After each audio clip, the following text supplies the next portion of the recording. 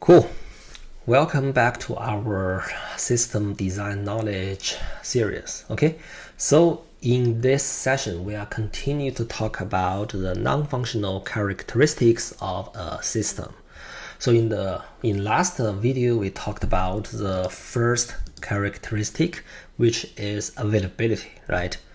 So you can go back to the previous video to retrospect what it is and how we can achieve high availability, right?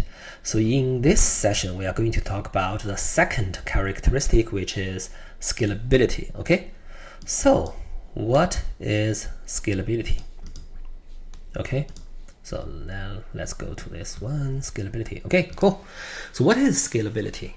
Scalability means your system is elastic or flexible enough to accept more traffic when your user base grows. So for example, maybe let's say you launched a TikTok app or you launched an Instagram app. At first, maybe there is only 10,000 of users. In this case, maybe 1 or 2 machines are enough to accept, to process all the requests from the users, right? However, with gradual increase of your user base, maybe someday your user base doubled, or even more crazily, your user base suddenly increased by 300% or 500% because maybe your app suddenly becomes popular because of some news or campaigns, right? So in this case, your original machines, 1 or 2 machines, cannot handle so much traffic from the increased users, right? Increase the traffic. So now you must increase the resources of your system to handle all these additional requests, right?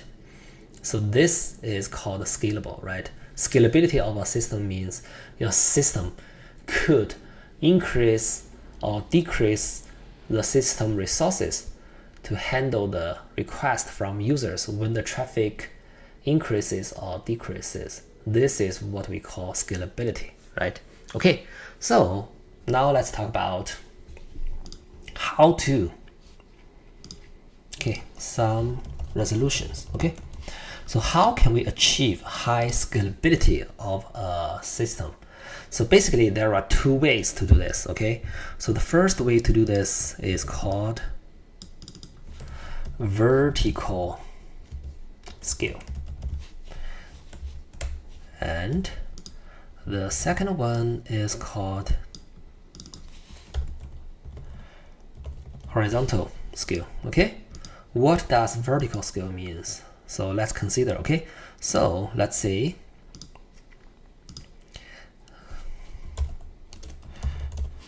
so at first you have a single machine or a very powerful machine to process all the users' requests, which is enough for your initial user base, or because maybe you only have 10,000 users at first.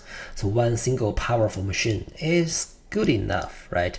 So you don't have to consider scalability issues. But now, someday, your user grows by 100% or 200%. Now it cannot handle more requests. In this case, what you could do in vertical scale is, I just put or buy more powerful CPUs, or buy and install more memories into my machines, or I install more powerful network card to increase the bandwidth of my machine, right? So in this case, you increase your resources, vertically, which means you increase the resource on a single machine, right? Cool. So you are increasing the power of your machine vertically. So it includes, I increase the power of CPU, I increase the amount of memories, or I increase the amount of my disk space, or even I increased my bandwidth of my network, okay? So So you are buying and install more powers to a single machine. So this is why it's called vertical scale, right? So after you install more CPU, more memories, more bandwidth, definitely you can handle more traffic from users, right? Cool. Okay. In contrast, another solution to achieve high scalability is horizontal scale.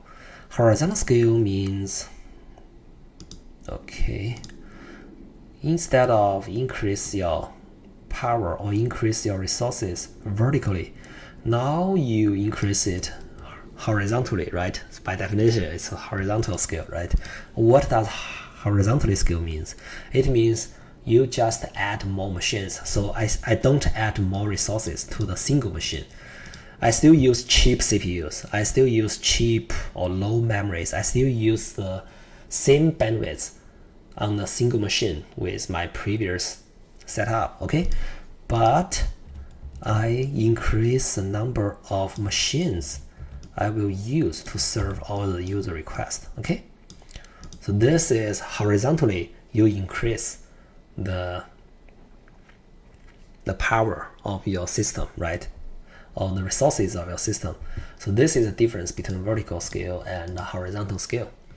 Now let's talk about, when should we use vertical scale and when should we use horizontal scale? What are the pros and cons of each scale method, okay?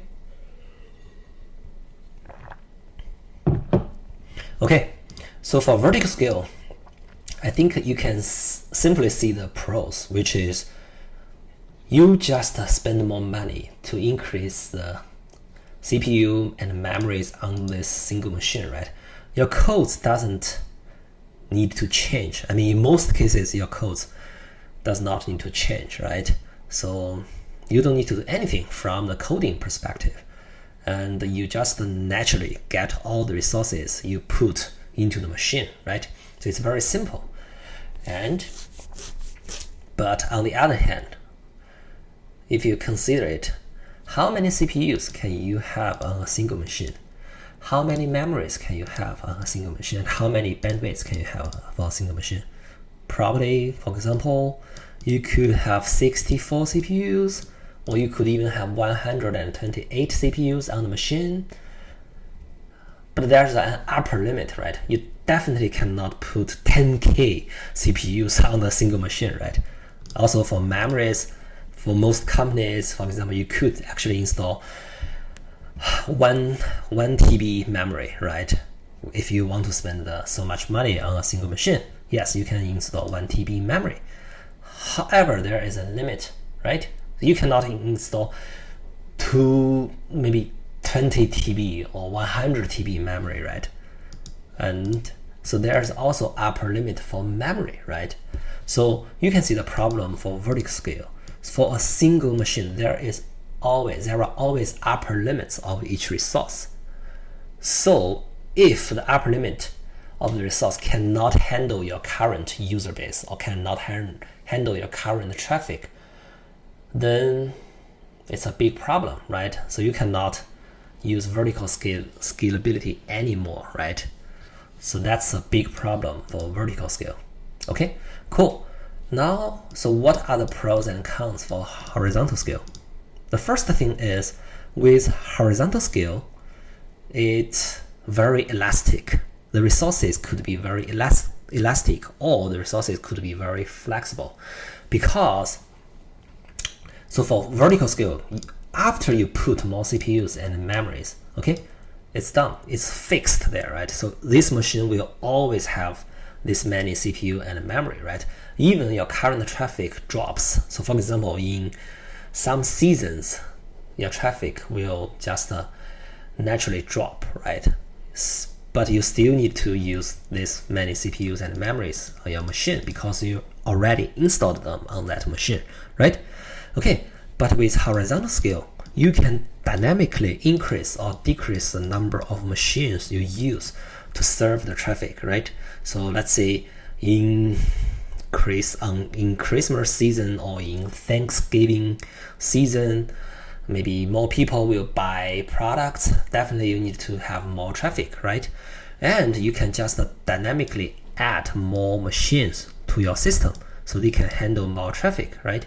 And then maybe after the holiday seasons, and then the traffic will drop dramatically, right? In this case, you don't need so many machines anymore, and having more machines means you have to spend more money, right? Because they consume electricity and they consume the spaces, right, in your data center. So in those cases, you want to decrease the machines you want to use, right? Yes, with horizontal scale, you just remove machines from your system. It's very easy, right? Okay, so this is a pros of horizontal scale. But what are the cons? So if they are so powerful, if it's so good with horizontal scale, why shouldn't we use horizontal scale? Because you are using more machines.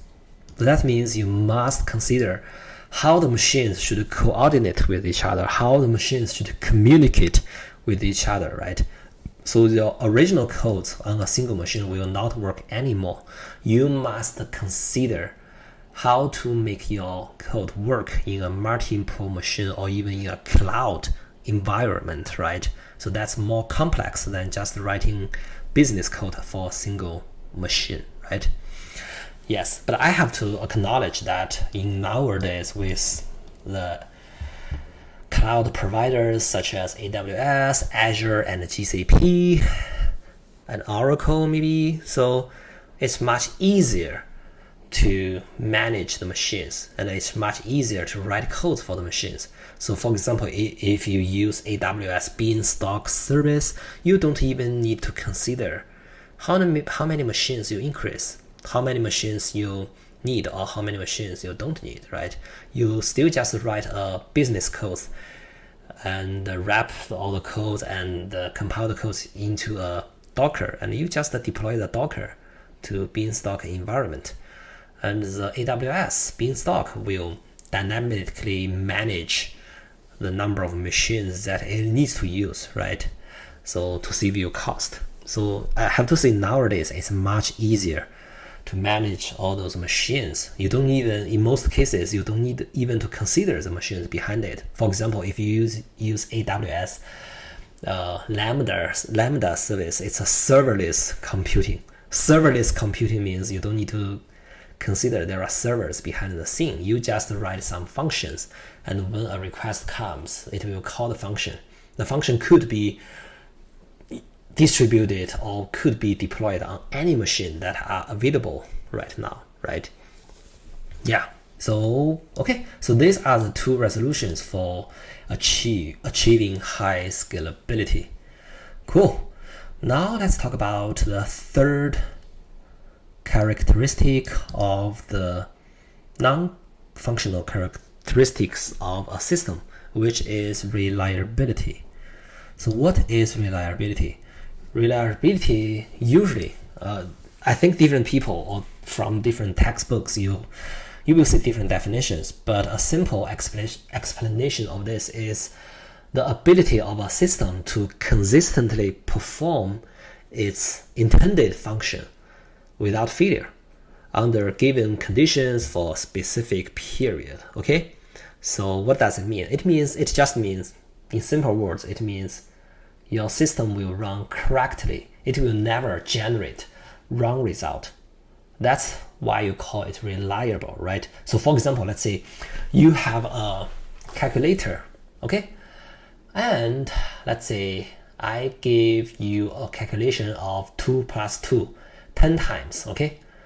So maybe in 8 times of the calculations, you gave me the correct result, which are 4, okay? But in 2 of those 10 times, you gave me a wrong number, a wrong output. Maybe you gave me 5 or gave me 10 even, okay? So you give me wrong answers. So that's unreliable, right?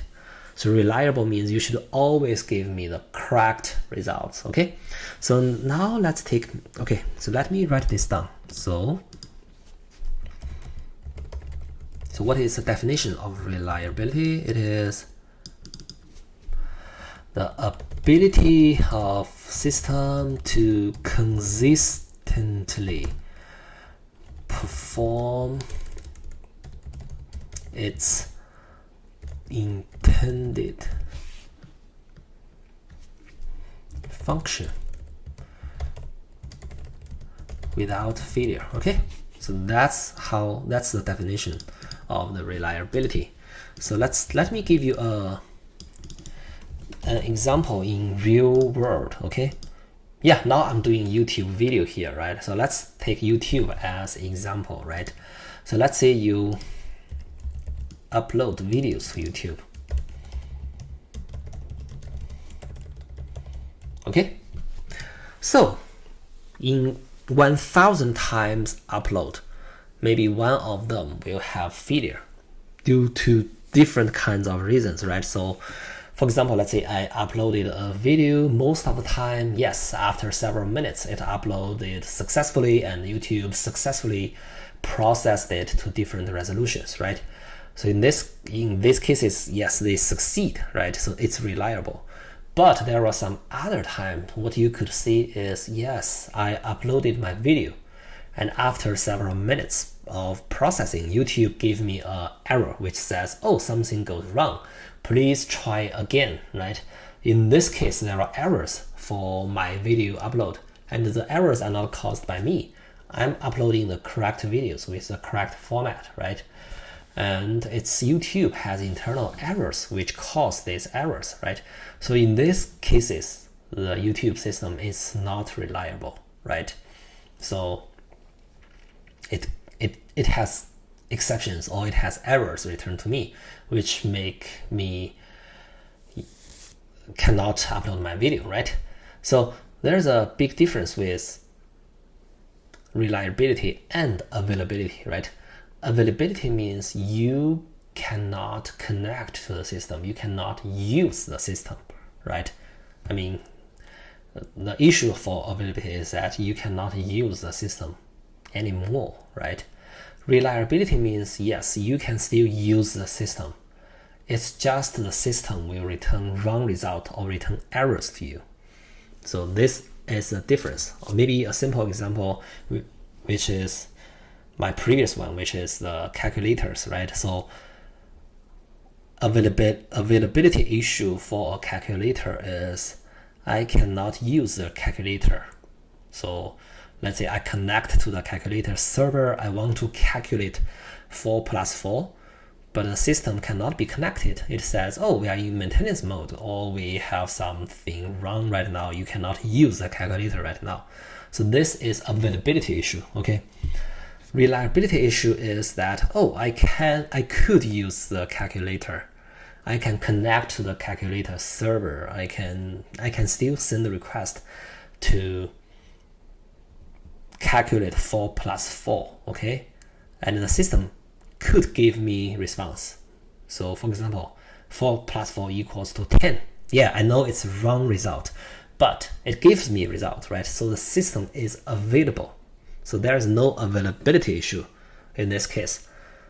But there is reliability issue, which is you give me wrong result, which is not your intended function by design, right? Okay, cool. So let's wrap up the video.